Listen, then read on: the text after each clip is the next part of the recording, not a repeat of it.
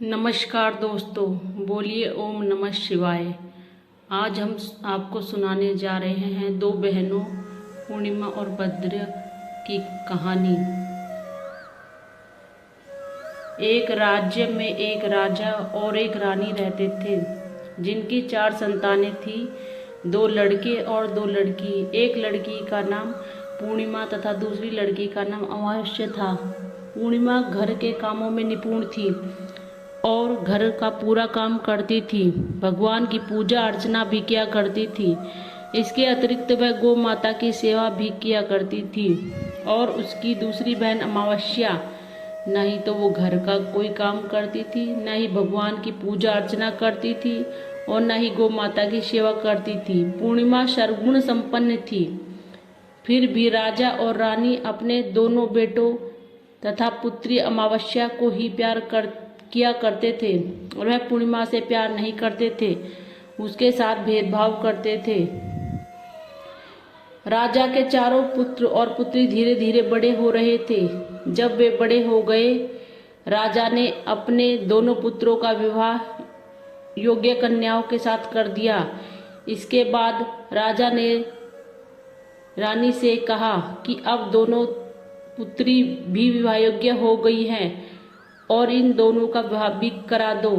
लेकिन पुत्री अमावस्या का विवाह किसी बड़े खानदान में कराना और पूर्णिमा का विवाह किसी गरीब परिवार में कराना, क्योंकि पूर्णिमा केवल भगवान की पूजा पाठ करना ही पसंद है और गाय की सेवा करना पसंद है। अब रानी ने राजा को दोनों पुत्रियों का रिश्ता तय करने के लिए भेज दिया।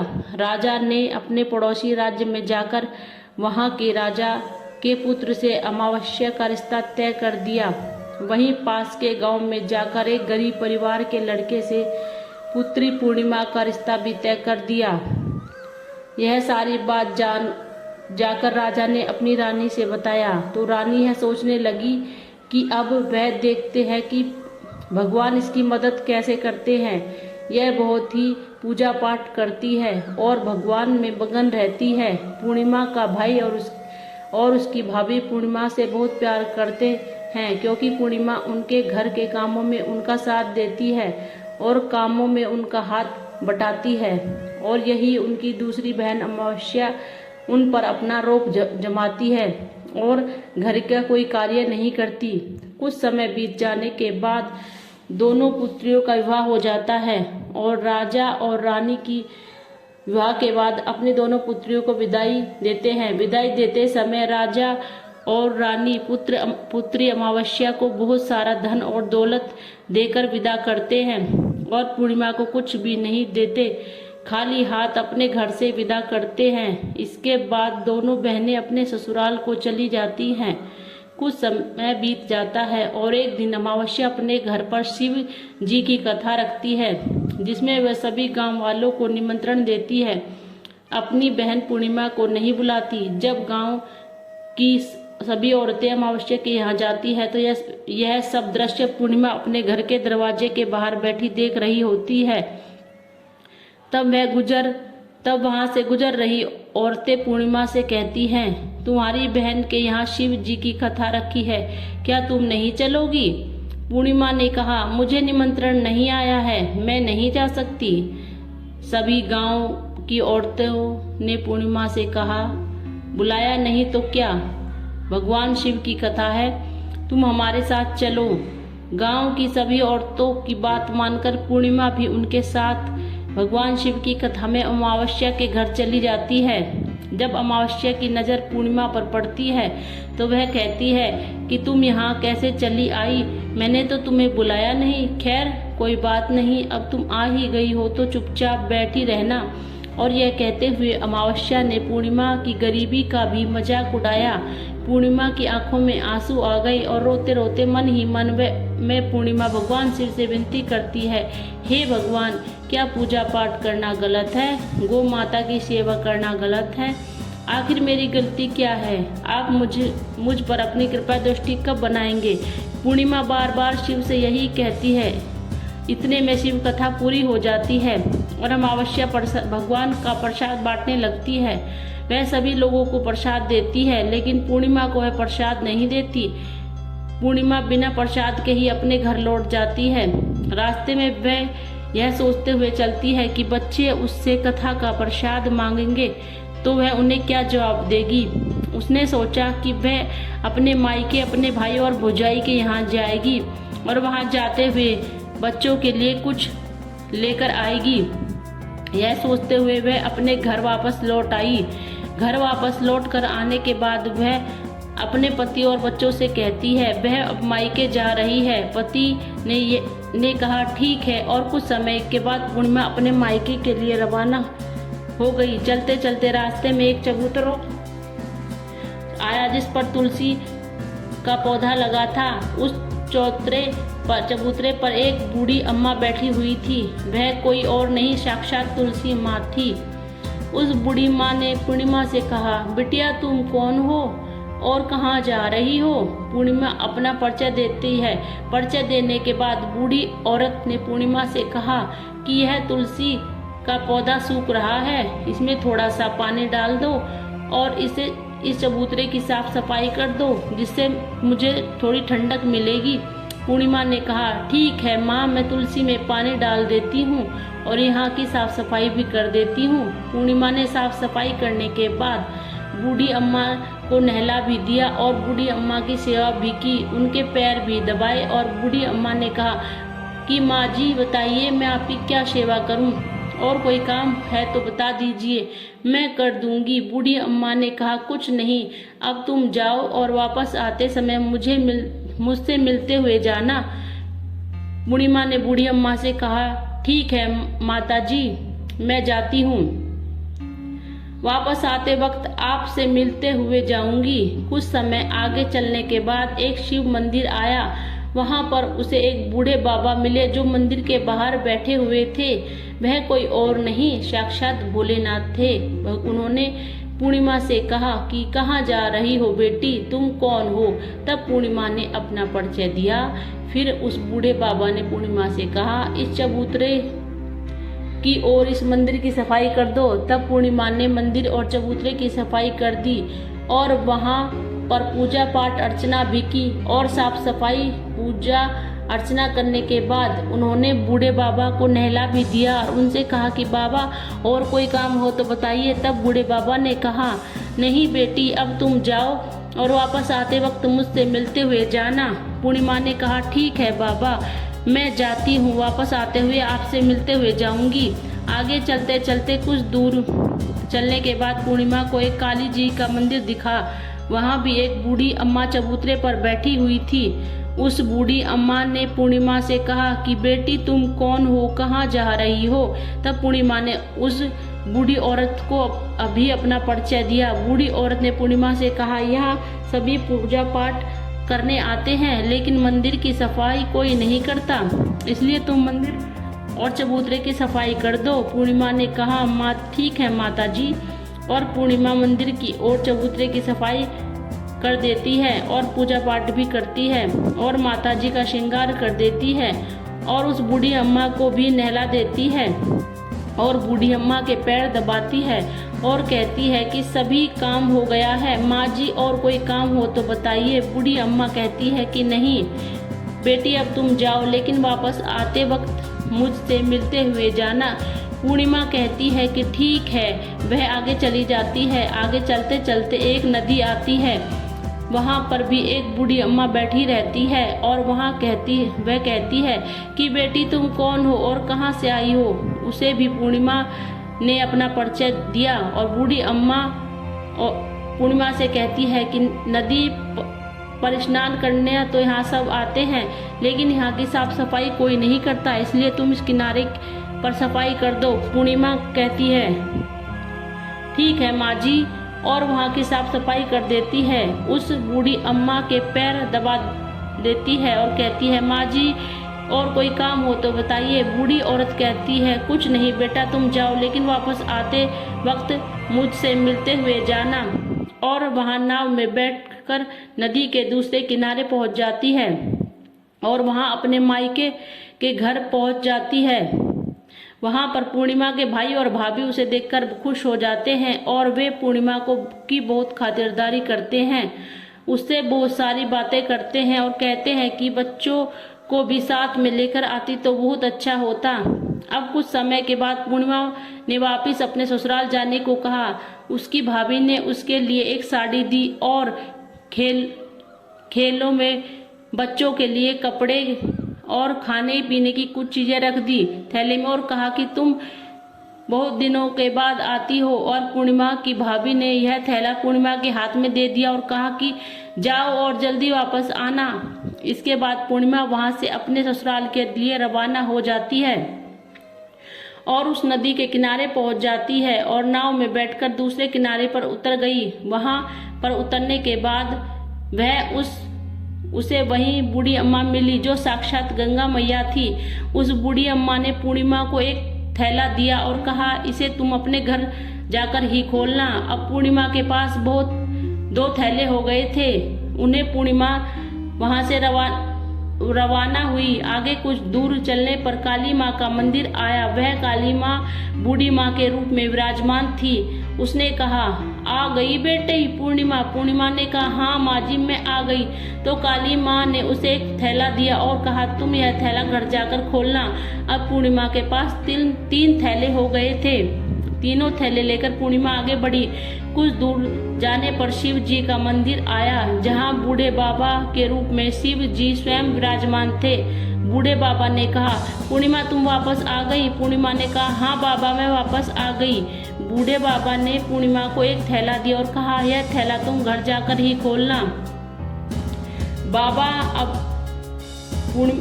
पूर्णिमा के पास 4 थैले हो गए थे। अब पूर्णिमा पहले थैले को अब कैसे ले जाती। उसने एक पुरानी साड़ी निकाली और उन सभी थैलों को एक गड्ढे में बना लिया और एक सर पर रखकर वहां से रवाना हो गई। कुछ दूर जाने के बाद उसे तुलसी माँ बूढ़ी औरत के रूप में मिली और कहती है, पूर्णिमा तुम आ गई। पूर्णिमा कहती है, हाँ माँ जी मैं आ गई। वहाँ बूढ़ी औरत भी उसे एक थैला देती है और कहती है कि यह थैला तो अपने घर जाकर ही खोलना।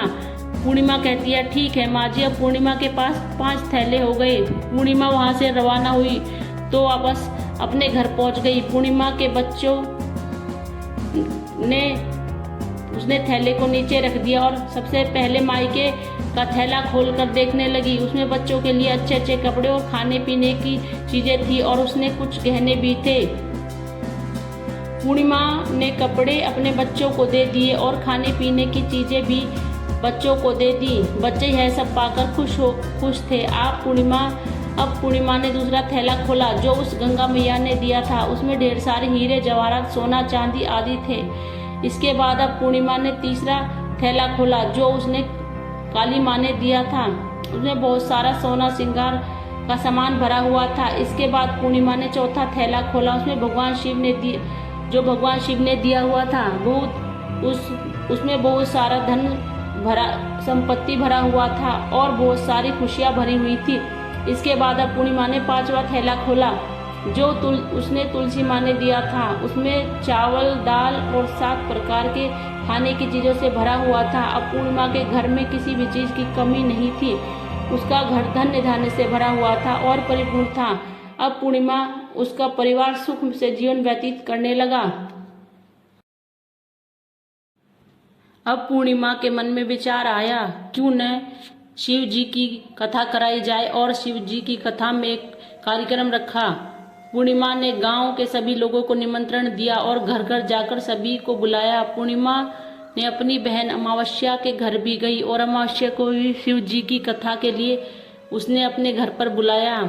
जब अमावस्या पूर्णिमा के घर शिव जी की कथा में आई तो उसने देखा कि पूर्णिमा के घर में किसी चीज की कोई कमी नहीं है। इतना सारा धन दौलत देखकर अमावस्या आश्चर्यचकित हो गई। उसने पूर्णिमा से कहा कि तुम्हारे घर में इतना धन और दौलत कहाँ से आई। पूर्णिमा ने कहा, देखो बहन, तुमने शिव जी की कथा में मुझे बुलाया नहीं था, फिर भी मैं चली आई और तुमने मुझे प्रसाद तक नहीं दिया और मेरी गरीबी का मजाक भी उड़ाया।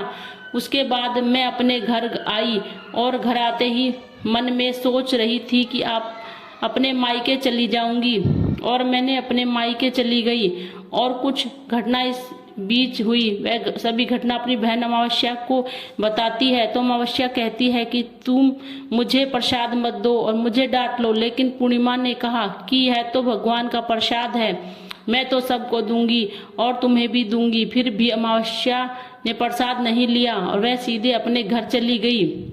जाकर अपने बच्चों से कहकर वह अपने मायके जाने के लिए तैयार हो गई और मायके के लिए निकल गई।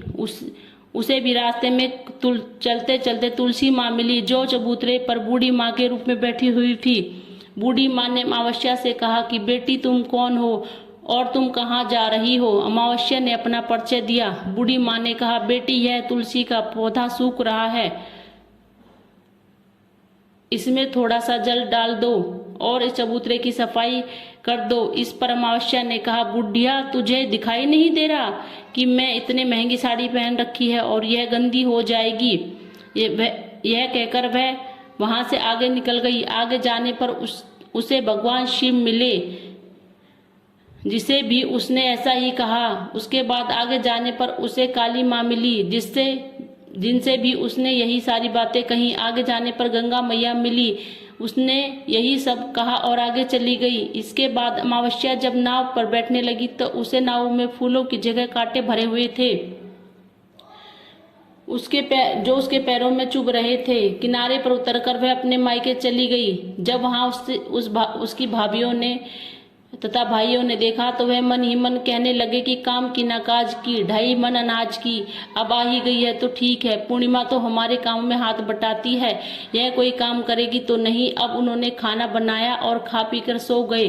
अमावस्या जब सुबह उठी और अपनी भाभीियों से कहा कि मैं ससुराल जा रही हूँ। उन्होंने कहा ठीक है जाओ। अमावस्या बोली, पूर्णिमा को तुमने एक थैला दिया था और मुझे कुछ नहीं दोगी क्या? भाई और भाभी ने कहा कि तुम घर जाओ, थैले तुम्हारे घर पहुंच जाएगा। फिर अमावस्या वहां से निकल गई और नदी के किनारे पर पहुंची। वहां गंगा मैया बूढ़ी औरत के रूप में रूप धारण करके बैठी हुई थी।